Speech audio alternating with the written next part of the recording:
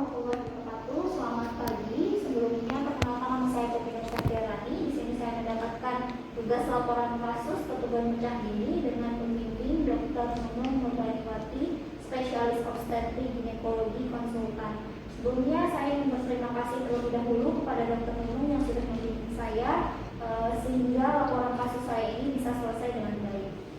Selanjutnya saya akan langsung masuk ke laporan kasus ketuban pecah dini.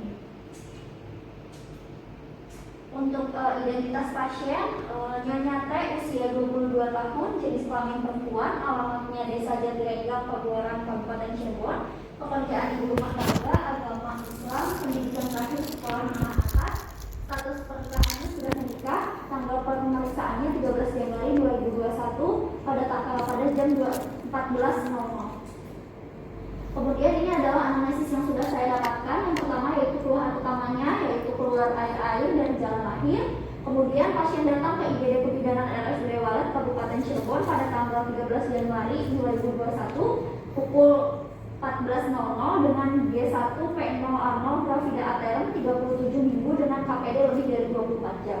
Kemudian pasien mengeluhkan keluar air diketahui pasien sejak 3 hari yang lalu sebelum masuk rumah sakit. Dan dari anamnesis ini juga saya dapatkan gerakan janin masih dirasakan aktif oleh pasien.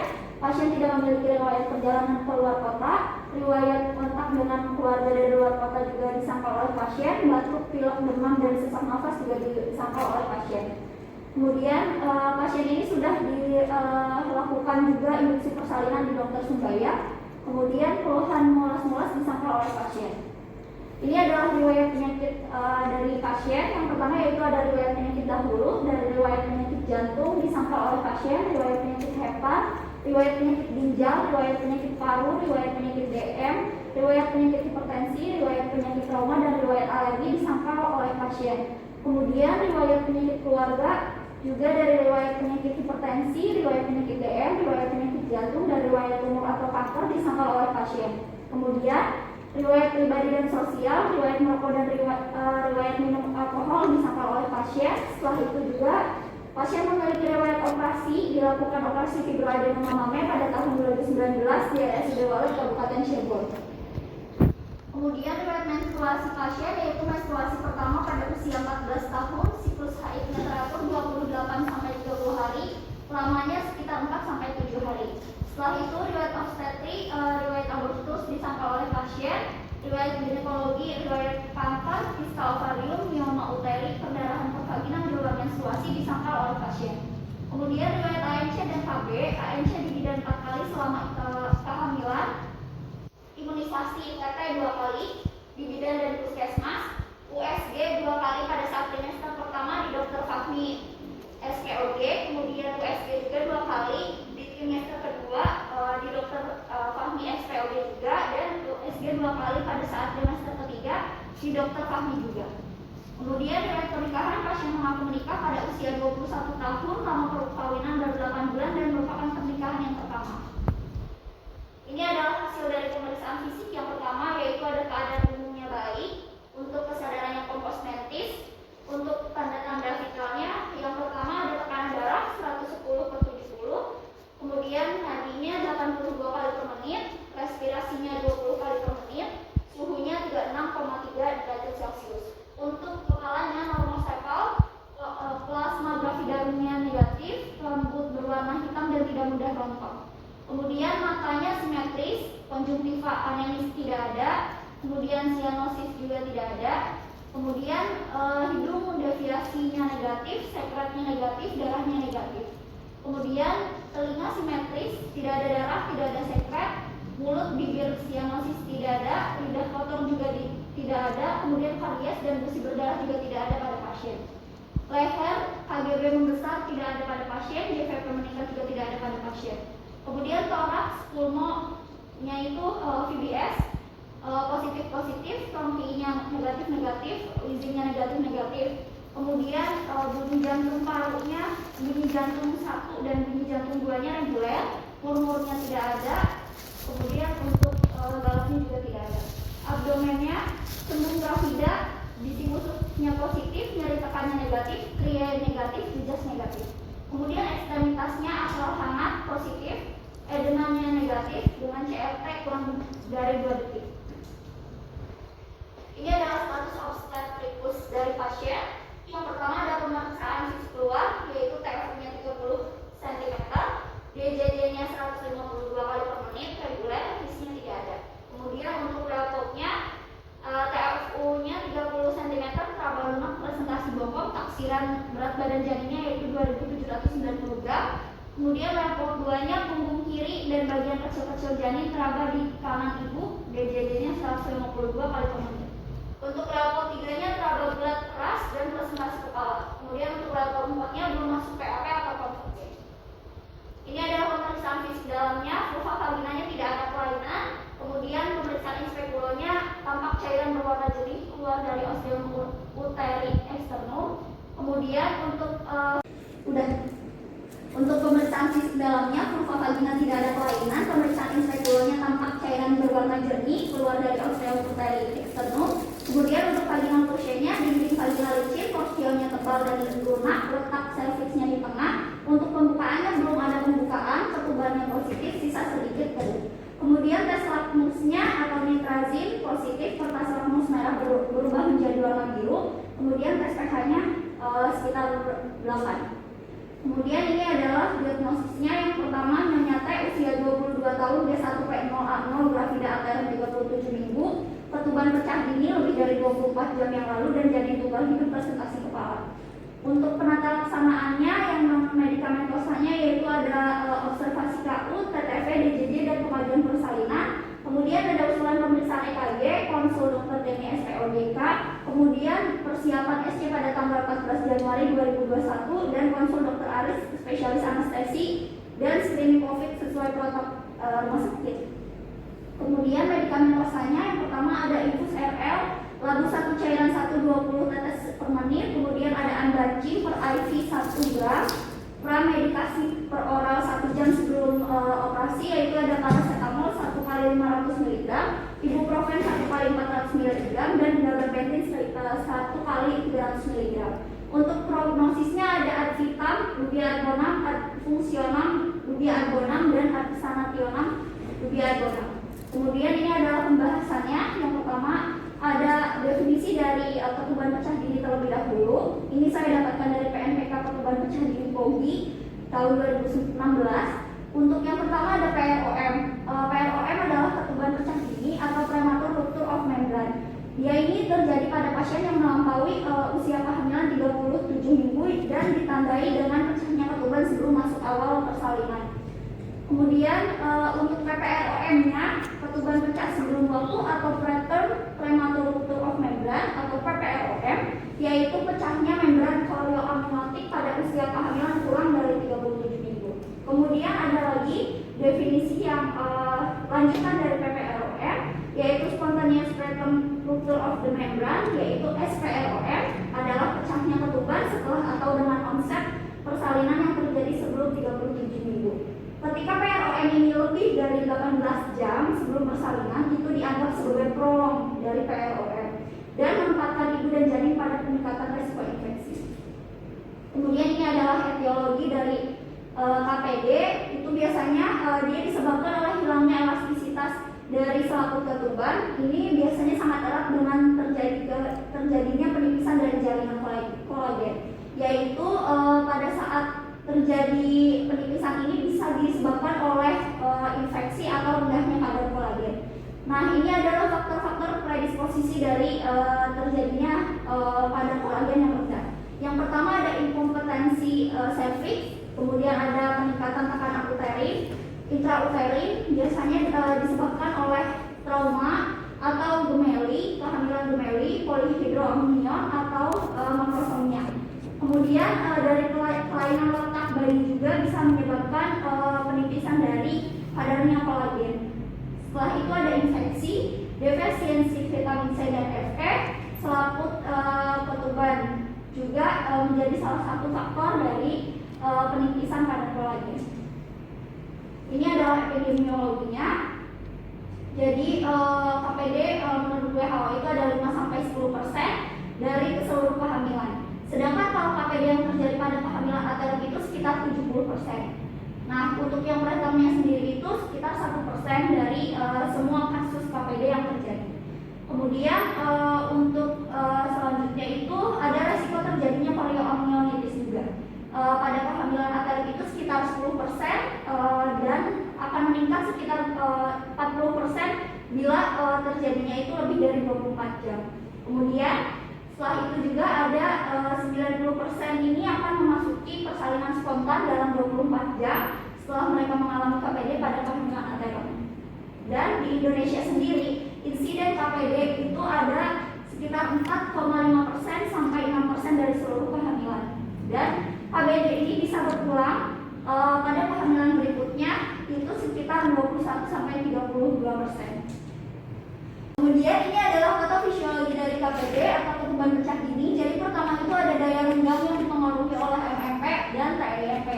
MMP sendiri yaitu enzim matriks metaloproteinase, yaitu enzim pemecah komponen matrika ekstraseluler di selaput ketuban. Kemudian ada TIMP, yaitu enzim penghambat aktivitas dari MMP. Kemudian MMP dan TIMP ini ada di selaput ketuban yang harusnya dia pada saat sebelum persalinan itu dia akan tetap terjaga, yaitu TIMP-nya itu dia lebih besar daripada MMP. Nah, sedangkan pada persalinan itu terjadi ketidakseimbangan antara TIMP dan MMP, sehingga MMP-nya ini lebih kecil daripada TIMP-nya ini lebih kecil daripada MMP. Kemudian ini adalah yang disebabkan oleh gangguan nutrisi. Jadi biasanya gangguan nutrisi ini bisa disebabkan oleh defisiensi dari vitamin C dan defisiensi Fe. Nah, dalam vitamin C ini biasanya ada asam ascorbat yang dia tuh berperannya dalam proses pembuatan kolagen. Kemudian pada saat kekurangan asam ascorbat ini dia akan menjadikan kolagennya itu kan menurun, tidak terdapat pembuatan kolagen di sana, atau produk kolagennya itu dia rendah. Akhirnya dapat menyebabkan selaput dari ketubannya itu dia menipis, akhirnya bisa menyebabkan ketuban pecah. Kemudian bisa juga disebabkan oleh infeksi, yaitu yang pertama dia akan terjadi respon inflamasi terlebih dahulu. Dia akan meningkatkan sitokin, MMP, prostaglandin, interleukin atau TNF alpha.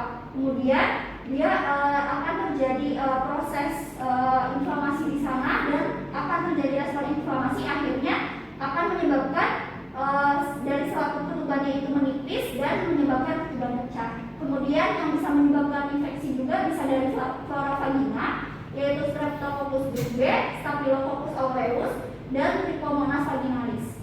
Nah, dari sini dia bisa menyebabkan sekresi protease, kemudian akan menyebabkan degradasi membran, yang akhirnya akan menyebabkan ketuban juga menipis. Akhirnya selaput ketuban akan mudah pecah. Dipengaruhi juga oleh hormon relaksin. Yang pertama, hormon relaksin ini dia akan menyebabkan aktivitas hormon meningkat pada saat proses persalinan. Jadi pada proses persalinan ini hormon-hormon itu akan meningkat aktivitasnya. Kemudian dari hormon relaksin ini meningkat, dia akan menyebabkan peningkatan aktivitas MMP. Dari situ dia akan menyebabkan aktivitas pemecahan kolagen ini meningkat. Akhirnya dia merangsang faktor dari prostaglandin E2 dan IL-8. Akhirnya akan terjadi peregangan selaput ketuban dan merangsang aktivitas MMP. Kemudian si peningkatan aktivitas pemecah kolagen ini juga dia akan meningkat, akhirnya menyebabkan pecah selaput ketuban, atau sebelumnya akan menyebabkan penipisan dari selaput ketuban tersebut. Akhirnya ketuban mudah pecah. Setelah itu ini adalah penegakan diagnosis yang saya dapatkan. Yang pertama ada anamnesis, dapat menegakkan diagnosis 90%. Tadi kan dari kasus saya itu sempat disebutkan kalau ibunya mengeluhkan keluar air sejak 3 hari sebelum masuk rumah sakit. Keluar airnya awalnya jernih, kemudian pas sampai IGD Kebidanan RSUD Walet itu berubah menjadi keruh dan untuk kadarnya pun sedikit. Kemudian pemeriksaan fisiknya ini ada inspeksi dan pemeriksaan di spekulum. Kemudian pemeriksaan penunjangnya bisa dilakukan AFP, darah lengkap, untuk urinalisis, tes pakis, tes lakmus, dan USG. Untuk AFP sendiri yaitu alfa fetoprotein adalah glikoprotein yang diproduksi terutama oleh hati pada awal kehidupan janin. Kemudian untuk diagnosisnya ini dapat ditegakkan dari anamnesis, pemeriksaan fisik, dan pemeriksaan penunjang. Ini adalah tata laksana dari KPD. Yang pertama ini saya membuat bagan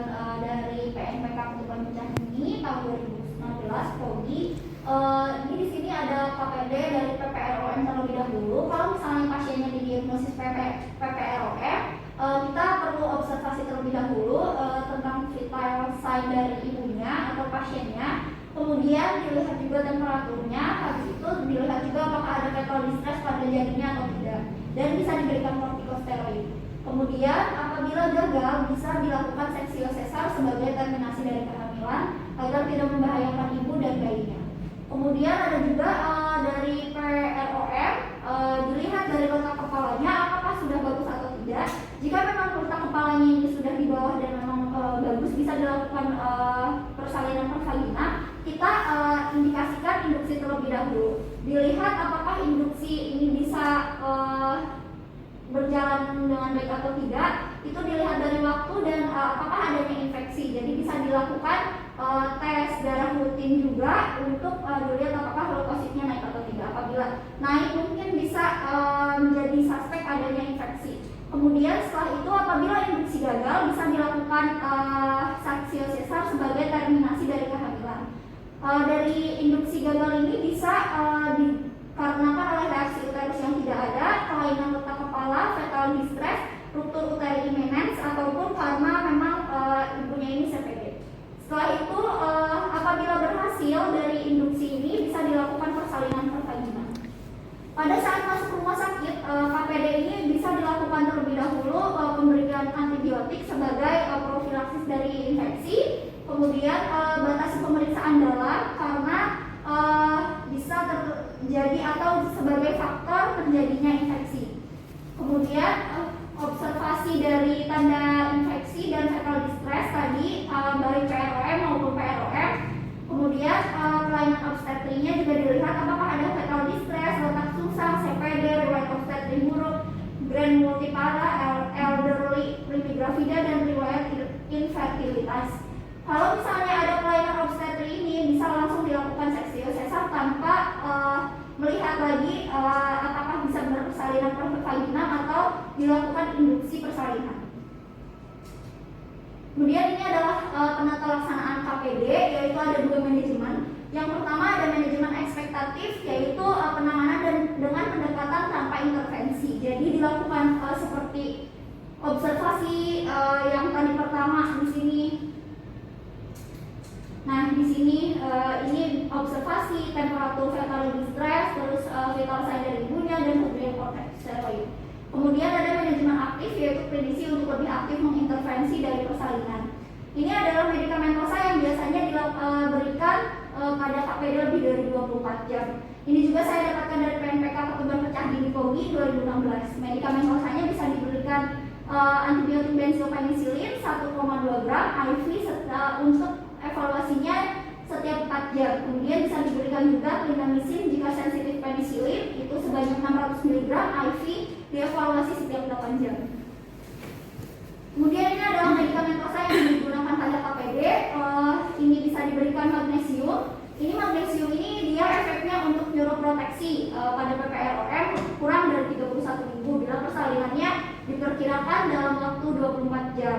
Bisa diberikan bolus magnesium sulfat IV 6 gram selama 40 menit, dilanjutkan infus 2 gram per jam untuk dosis pemeliharaan sampai persalinan atau sampai 12 jam terapi.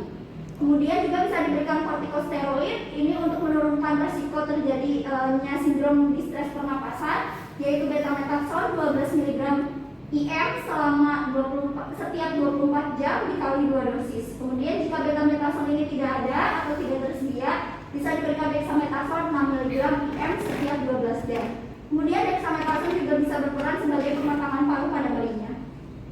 Kemudian bisa diberikan antibiotik untuk memperlama masa laten. Di sini ada pilihannya yaitu ampicillin 2 gram IV setiap 6 jam. Kemudian ada erythromycin 250 IV setiap 6 jam selama 48 jam dikali 4 dosis, diikuti dengan ampicillin 250 mg per oral setiap 8 jam selama 5 hari. Atau di sini juga ada pilihan lainnya, yaitu ada cefazolin, erythromycin, cepalexin, erythromycin, kemudian ada vancomycin dan clindamycin. Setelah itu ini ada komplikasinya. Yang pertama bisa terjadi persalinan prematur karena tadi yang PPROM itu kalau misalnya memang tidak ada perbaikan dari observasi bisa dilakukan kandungan itu dilakukan seksial sesar, kemudian bisa terjadi hipoksia dan asfiksia, kemudian juga bisa terjadi infeksi karena tadi tidak ada proteksi dari selaput ketubannya, dan bisa terjadi sindroma deformitas janin. Terima kasih.